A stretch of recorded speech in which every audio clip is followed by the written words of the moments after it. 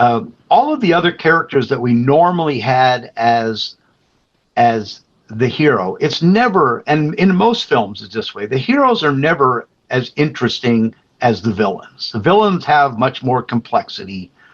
The heroes are kind of there to thwart the villain. And as a matter of fact, in Little Mermaid, our little name for Eric, the one who is Belle's, we used to call him generic Eric. I mean, Yeah. if you look at his character, arc, it's not a really big one. It's kind of a small arc. Well, Basil, who is this Sherlock Holmes character, was just about as interesting as the Moriarty character, the Ratigan character, because Basil, here he has the brain the size of a planet, and he can never remember the little girl's name. Yeah. So he's got all of these other quirks that were just so freaking interesting. And Hendel Butoy, who was one of the animators, who was the lead animator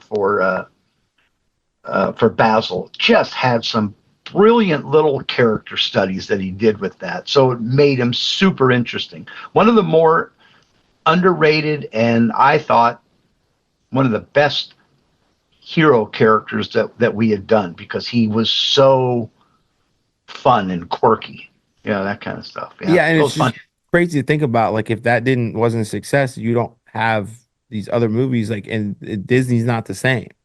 That's my take on it. Yeah, exactly. Because I do remember we did have a meeting there where they had the remainder of the 9 old men come in and basically told us the same spiel. They got us all in.